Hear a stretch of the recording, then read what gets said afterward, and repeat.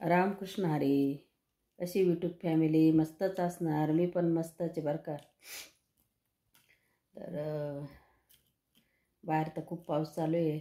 म्हणजे काही जास्त नाही आहे, पण अशी शिडशिड आहे आणि ऊन पडत नाही आहे. त्याच्यामुळं शिडशिड खूप असं गारवा निर्माण झाला आहे. बाहेर खूप गारवा निर्माण झाला आहे. तर चला म्हटलं टाकू एक व्हिडिओ. आता बऱ्याच दिवसाचा व्हिडिओ नाही टाकला. कमेंट येत आहे खूप व्हिडिओला. व्हिडिओ का टाकते नाही, व्हिडिओ का टाकते नाही. आम्हाला आवडते तुमचे व्हिडिओ. तर म्हटलं टाकू आज एक व्हिडिओ टाकायला वेळच भेटत नव्हता बरं का मला. थोडी बाहेर गेली होती ना मी यात्रेला, तर थोडी दगदग झाली. त्याच्यामुळं काही व्हिडिओज टाकत नव्हते मी. खूप असं ते सासू सुनाचे व्हिडिओ टाकते मी. त्याच्यामुळं कमेंट येत्या मला. कोणाच्या चांगल्या येत्या, कोणाच्या वांगल्या येत्या.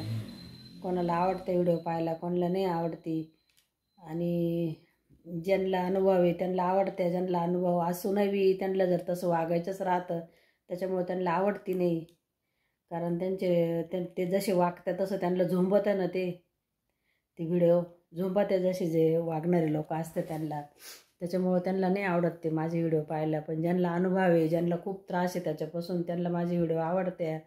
कोणाच्या आईला त्रास, कोणाच्या बहिणीला त्रास, कोणाच्या नातेवाईकामध्ये म्हणजे मुलीला त्रास, कोणाला कुठं असं त्रास आहेच. त्याच्यामुळं त्यांना आवडतं माझे व्हिडिओ बघायला. तर माझं काही म्हणजे वेळच भेटत नव्हता मला व्हिडिओ टाकायला. मी असेच शेतातले इकडचे यात्रेला गेले, इकडचे असेच व्हिडिओ टाकत गेली. तर म्हणलं आता लईच कमेंट यायला लागल्या. म्हणलं आता टाकू आपण एक व्हिडिओ आज. आणि तो व्हिडिओ पण असं टाकते मी काही असं काही जोडजाड करून नाही टाकत. मला जे अनुभवलं, जे माहिती झालं, जे दिसलं डोळ्याने तेच टाकते मी. तर असं मी काही व्हिडिओ टाकायचा आहे मला म्हणून काही बी जोडते आणि काही बी टाकते असं काही नाही माझ्याकडं. तर मग ते सासू सुनांचेच मी जे व्हिडिओ टाकत होते तेच हल्ली म्हणजे सुनांना अशी कदरच नाही हो. सासू सासऱ्यांची कदरच नाही हो. असं जे आता म्हणजे येड्यासारखे लोक कोणी पण म्हणत राहतं, अहो आमच्या मुलाला मुलगी नाही, अहो आमच्या मुलाला मुलगी पहा. कोणी पण म्हणत राहतं येड्यासारखं, अहो आमच्याकडं 2-4 नवरदेव, मुलगीच भेटत नाही. तो आताच्या सुनांना असं वाटतं की यांना मुलगीच कोणी देत नाही, की यांना सूनच भेटत नाही. मग आमच्याजवळच काय, आम्ही खूप सगळं काय आहे ते आमच्याजवळच आहे असं सुनांना वाटू राहिलं. त्याच्यामुळे सुना काही ध्यानावर वागती नाही. त्यांना असं वाटतं आम्ही जसं वागू तसं वागू, आम्ही जसं सांगू तसं सांगू. आम्ही जिथं बैस म्हटलं तिथं नवऱ्याने बसायचं, सासूला जे काम सांगितलं ते सासूनी करायचं, असं त्यांचं सुनांचं म्हणणं आहे. का त्यांना आता लोकांना मुली नाही भेटू राहिल्या ना. तर अहो खूप मुली आहे जगात, खूप मुली आहे. मुलीने असं काही नाही. शाळा जर सुटली तुम्ही कॉलेजवर जा, इतक्या मुली दिसत्या, इतक्या मुलं कमी आणि मुली जास्त दिसत्या. आणि बस स्टँडवर तर विचारूच नका, एवढ्या मुली बसलेल्या राहत्या. ते तोंड बांधून घेत्या, तोंड बांधले का चालल्या बस स्टँडवर मुली बसायला. मग ते तोंड बांधलेलं असल्यामुळं ती मुलीच्या घरचे तिचे शेजारून न गेले तरी ती मुलगी ओळखू येत नाही. तर ज्या मुली चांगल्या राहत्या किंवा त्यांना वाटतं बा आपल्या घरचे आपल्याला पाहायला आले तर ते जात्या समोर पटकन, दिसलं कोणी ओळखीचं तर. पण ज्यांना नाही जायचं राहत ना घरी वेळेवर, त्या तोंड बांधून तिथंच बसत आहे, घाली त्याच्या घरके तिथंच. खूप मुलीने असं काय नाही, खूप मुली आहे. पण आता ही मुलीच्या आईबापाला खूप भरम होतोय का मुली म्हणजे आमच्या राष्ट्रपतीच्या वर झाल्या. जसे राष्ट्रपतीचे कसं ते आपण राष्ट्रगीत म्हणताना पहिलं त्यांचं सन्मान देतो, तसं मुलींचं झालेलं आहे आता. मुलगी म्हणजे मुलीचंच सगळं काही. ती म्हणाल तसंच वागायचं, ती म्हणाल तसंच करायचं. ती म्हणली ना मला नांदायचं नवऱ्याजवळ तरच नांदायचं. ती जर म्हणली ना मला नवऱ्याजवळ नांदायचं नाही, मला तुझ्या घरी यायचं, लगेच बापाला फोन करायचा आणि आताच्या आता बापाने घ्यायला यायचं. असं ठरवेलं आता हे मुलीच्या आईबापांनी बिन मुलींनी पण. काय मुली जर म्हटल्या ना, आता समजा रागातामामध्ये एखादी मुलगी जर गेली ना माहेरी निघून, तर त्या मुलीला वाटलं ना बा आता झाला आपला राग शांत, नवऱ्याने जर कधी फोन केला का बा येते का काय, तर ती मुलीला वाटतं बा जाऊ दे आपलं झालं, दोघांचं पण झालं, दोघांच्या चुक्या झाल्या, आपलं काहीतरी भांडण झालं घरामध्ये, आता आपण आपल्या घरी जायला पाहिजे. ती मुलगी जर कधी कधी आली ना भाऊ माहेरावरून सासरी नवऱ्यासंग निघून, तर तिचे ते जे आईवडील असते ना, ते इतके इतके म्हणजे इतके निर्लज्ज राहते ना, ते त्यांना वाटत नाही का आपल्या मुलीचा चांगला संसार व्हावा. ते त्या मुलीला घेऊन येते आणखीन जाऊन. ते म्हणतात तू कोणाला विचारून आली, का आली. असे काही काही आईबाप निर्लज्ज राहते हो. त्यांना अजिबात इज्जतीचं काहीच वाटत नाही, काहीच वाटत नाही. ते पुरीला परत सासरी जाऊन घेऊन येत्या. ते चाल पुढं वय, चाल माझ्या संग, तू का आली, मी काल घरी नव्हतो, तू तुझ्या नवऱ्या संग का निघून आली. असे काही काय आईबापाचे संस्कार, आईबापा असे संस्कार टाकायला पाहत्या मुलीवर काही काही. का मुली भेटती नाही ना मुलांना, म्हणून हे आईबापाचे संस्कार आहे. असं असंही असे काही काही जगात आहे, असं घडलंय जगात, नाही हे घडलंय, सत्य परिस्थितीत घडलंय. ते असं एका ठिकाणी म्हणजे ती मुलगी गेली बा राग झाले घरामध्ये 2-2 शब्द घरातल्या कामावरून. तर ती गेली राग बापाला फोन केला, बाप येऊन घेऊन गेला. आणि 4-8 दिवस झाले, तिला वाटलं आता आपला मुलगा आहे, मुलाला बी करमत नसल आईबापाशिवाय, मुलगी आहे मुलीला करमत नसल आईबापाशिवाय, त्या घरातल्या नातेवाईकांशिवाय. तर तिने बोलले असेल, फोनवर झालं असेल नवरा बायकोचं काही बोललं, तो नवरा आला आणि तिला घेऊन गेला. अक्षरशः तो बाप दुसऱ्या दिवशी सकाळी त्या पोरीच्या घरी हजर ना. त्या पोरीला म्हणे तू आलीच का, मी घरी नव्हतो म्हणे, आलीच का तू घरी नाही, चाल म्हणे माझ्या संग लगेच चाल म्हणे. परत तो बाप त्या पोरीला घेऊन तिच्या घरी आला. म्हणजे अशी कुठं आई बापाची लायकी का ही.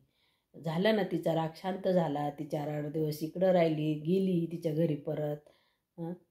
हे असे कामं कोणी करावं सांगा बरं. ज्यांनी धंदे मांडले त्यांनी करावं ना असे कामं, पोरीच्या घरी पोरीला नांदू देऊ नये का. असं पोरगी गेल्यानंतर पोरीला परत कोणी घेऊन येतं का सांगा तुम्ही. कसे वागा त्या मुलीचे आईवडील, कसे मुलीवर संस्कार टाकायला पाहते सांगा बरं. का बरं असं, त्यांना नाही सून येणार का, त्यांना नाही मुलं का. आणि त्यांच्यात तर असं घडलं, मग त्यांच्या घरामध्ये त्यांच्याच त्यांच्या सुनाला जर तिचे आईवडील असे घेऊन गेले तर कसं वाटेल त्या आईबापाला, कसं वाटेल. हा विचार का नाही करत मुलीचे आईवडील, का नुसतं मुलीचं झेंडूक धरून बसत आहे. म्हणजे सुनाला काही काम नाही सांगायचं. त्या सासू सासऱ्यांनी कुठलीही अपेक्षा करेल राहत नाही. सासू सासऱ्यांनी त्यांनी फक्त त्या मुलाला आबळातून पडला, खाली पडला तो, त्यांनी काही अपेक्षा करेल राहत नाही. का सून येईल आपल्याला, का सुनासाठी मुलाचं लग्न जमलं तर त्या आईबापाला किती आनंद होतो, किती ते आईबाप धावून धोपून ते लग्न कमवून आणत्या, लग्न करून घरी आणत्या सून, किती आनंदात किती थाटामाटाने ते लग्न करत्या. आणि मग ती सून घरात आली होती, सासू सासऱ्यांना का नको म्हणते सांभाळायला, का नको म्हणताय. ते काहींना एकच मुलगा असतो, काहींना राहत्या 2 राहत्या 3 राहत्या 4 राहत्या, पण काहींना एकच मुलगा राहतो. मग त्या आईबापाने कुठं जायचं सांगा तुम्ही. त्या मुलीला जर नुसता नवरा लागतो तर मग त्या आईबापाने कुठं जायचं. एकच जर मुलगा असला तर कुठं जायचं त्या आईबापाने. हे पण कळत नाही का त्या मुलीच्या आईबापाला. इतके कसे निर्लज्ज लोक राहते हो. स्वतःची इज्जतसुद्धा कळत नाही का त्या आईबापाला, का आपण लिहिलं इज्जतीला कोणी आपल्याला नाव ठेवील का नाही ठेवील, का ही मुलगी तिच्या सासरी जाते परत आपण तिला जाऊन घेऊन येतो. काय इज्जत आहे हो त्या माणसाला, काय इज्जत आहे सांगा. किती स्वतःला शहाणा समजतं होतो मुलीचा बाप किंवा आई, किती शहाणे समजते स्वतःला का आमची मुलगी आहे. त्यांना असं वाटतं का मुलगी म्हणजे आमच्याजवळ खूप काही सगळं. अरे काय आहे तुमच्याजवळ मुलगी म्हणून तुमची इज्जतीची किंमत आहे का तुम्हाला, काही आहे का किंमत तुम्हाला. तुम्हाला काही आहे का, म्हणजे काही लायकी आहे का त्या मुलीच्या घरी जाऊन तुम्हाला परत चहा प्यायची, आहे का लायकी तुमची. ते तिथं जाऊन जर तुम्ही मुलीच्या नांदायला मुलगी गेलेली मुलीला जर तुम्ही घेऊन येता माहेरी, तर दुसरून परत त्या मुलीच्या घरी जाऊन तुम्ही चहा प्यानारे किंवा पाणी प्यानारे किंवा जेवणारे किंवा तुम्ही काही नका करू, पाणी नका पिऊ, जेवू नका, काही नका करू, पण तुम्ही त्याच्या घरी तर जाणार आहे ना. मग तुम्हाला काही लायकी, तुम्हाला काही इज्जत, समोरचा काही देईल का तुम्हाला, इज्जत देईल का. इज्जत देईल का तुम्हाला काही. तर समोरचा किती त्याच्या मनात किती दुःख राहतं.